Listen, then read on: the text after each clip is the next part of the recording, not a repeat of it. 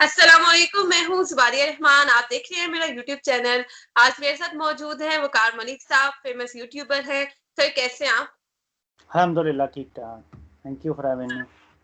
ये जो खबरें आ रही हैं पाकिस्तान की सियासत से रिलेटेड अच्छी नहीं है। नून लीग का मुस्तकबिल आप किस तरफ देख रहे हैं? यार सादिक जो है वो माफी मांगने के लिए तैयार नहीं है। दूसरी जानिब हम देखते हैं कि पार्टी का कोई मेन बंदा उनको सपोर्ट नहीं कर रहा, बैकअप पे है, लेकिन सिर्फ मौलाना साहब हैं जो कि फ्रंट पर आकर उनके साथ खड़े हैं। साथ ही अयाज सादिक साहब ने जो है वो इदारों को, हुकूमत को मजीद रास फाश करने की धमकी दे दी है। क्या कहेंगे इसके बारे में? देखें, ये तो बड़ी तकलीफ दह बात है कि नवाज शरीफ खुद बैठे हुए हैं लंदन, और जिन्होंने उनके लिए इतना बड़ा स्टांस लिया है, जो लोग उनके लिए पूरा ये नैरेटिव लेके anti Pakistan, anti army, basically आप इसको एंटी आर्मी नहीं कहेंगे, ज़्यादा ये प्रो इंडिया नैरेटिव है। यानी इंडिया, जिससे इंडिया को खुशी मिल रही है, जिससे इंडिया का पूरा बयानिया, पूरी कौम का और फौज का मुराल जो है वो हाई हो रहा है, ज़ाहिर है वो प्रो इंडिया नैरेटिव है। उसके ऊपर भी ऐसा भी नहीं हुआ कि कोई बयान ही चल जाता, कोई नवाज शरीफ साहब भी कोई आके कोई वीडियो ही मैं बोल देते बाहर। आपको उनके घर के बाहर साफी खड़े होते हैं हर वक्त, वो एक सेकंड के लिए बाहर निकलते हैं, हमें वीडियो फौरन मौसूल हो जाती हैं। वो यही कह देते हैं कि मैं अयाज सादिक के साथ खड़ा हूं और आप जो है वो जो मर्जी कर लें, हम जो है इस बयानिए से पीछे नहीं हटेंगे। किसी ने बयान नहीं दिया ऐसा, मरीम नवाज का भी कोई ऐसा बयान नहीं आया। वो भी पीछे से बैठ के कंट्रोल कर रही हैं सब कुछ के ट्वीट किसी की रीट्वीट कर दीजिए, हम खड़े हो गए हैं, मैं जी शेर जवान पता नहीं क्या बनाने लगी हूं। लेकिन सामने फजलुर रहमान साहब आ रहे हैं, वो जिनका कोई स्टेक ही नहीं है सिस्टम में। फजलुर रहमान साहब खुद भी इस टाइम काउंसलर भी नहीं है, यानी उनका हमारे पार्लिमानी सिस्टम में इस टाइम कोई स्टेक इस किस्म का नहीं है कि वो उनके लोग अगर इस्तीफा भी दे दें, जितने को दो चार हैं, उससे कोई भी पार्लियामेंट की जो हैयत है मौजूदा नंबर गेम में कोई फर्क नहीं पड़ेगा, ना सेनेट में, ना बलोचिस्तान में, ना नेशनल असेंबली में। वो एक रेलेवेंट बंदे हैं और वो साथ खड़े हो गए हैं और कह रहे हैं जी कि ये जो इन्होंने कहा है, इन्होंने कोई ऐसी बात नहीं की है। और लेकिन इदारों को जो है वो जो ओन नहीं करना चाहिए इलेक्शंस को। भाई आप तो नाले साफ नहीं कर सकते इदारों के बगैर, तो आप इलेक्शन कैसे करेंगे इदारों के बगैर? आप खुद बुलाते हैं उन्हें कि भाई आप आए हमें सिक्योरिटी दें। कई ऐसी जगह होती हैं जहां पे पुलिस जो है वो हाथ खड़े कर देती है कि भाई इन इलाकों में हम नहीं सिक्योरिटी दे सकते, कुछ भी हो सकता है। और कई एमएनएज एमपीएज ऐसे गुंडे हैं कि पुलिस उनसे डरती है, उनके ऐसे ऐसे ग्रुप्स हैं आपस में, और उनको सिर्फ फौज कंट्रोल कर सकती है।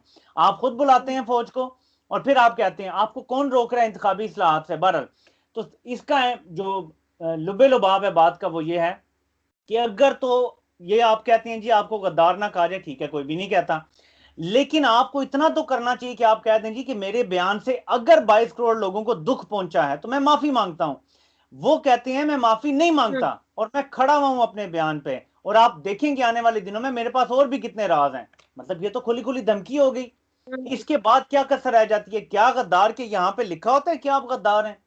मुल्क को कोई भी नुकसान पहुंचाएगा, अगर अनजाने में पहुंचाएगा और वफादार होगा तो माफी मांग लेगा। हमें पता चल जाता है यार ये बंदा वाकई मुल्क के साथ ठीक है। एक बंदे ने बात की और अब दीदा दिलेरी और चोरी और सीना जोरी के साथ जी मैं खड़ा हूं अपने बयान पे। मुल्क के वजीर खारजा को भी अगर आपने कहा है तो भारत के मुकाबले में आपका वजीर खारजा आपको ज्यादा प्यारा होना चाहिए, मोदी प्यारा नहीं होना चाहिए। आपका वजीर खारजा भी, जब भारत से जंग है तो वो आपकी इज्जत है। अगर आप ये कहें कि आर्मी चीफ की टांगे कांप रही हैं, ये तो बहुत गलत है। लेकिन ये भी गलत है कि अगर आप कहें वजीर खारजा की टांगे कांप रही थी, क्योंकि वो पाकिस्तान को रिप्रेजेंट करता है, स्टेट ऑफ पाकिस्तान को इंटरनेशनली जो एक नुमाइंदा रिप्रेजेंट करता है वो हमारा वजीर खारजा है।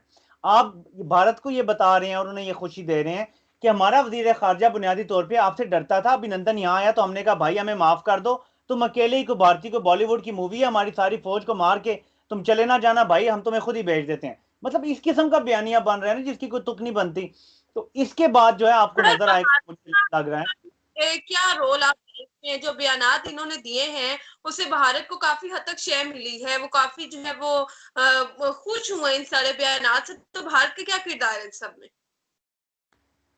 देखिए, ये महज इत्तेफाक तो नहीं है, मैं आज ही एक बात कर रहा था, बल्कि मैं अपनी नेक्स्ट वीडियो में भी इसको जिक्र करूंगा, मैं यहां भी कर देता हूं कि इस सारे अरसे में नवाज शरीफ ने अपनी फौज के खिलाफ तो बड़ी तकरीर भी की है।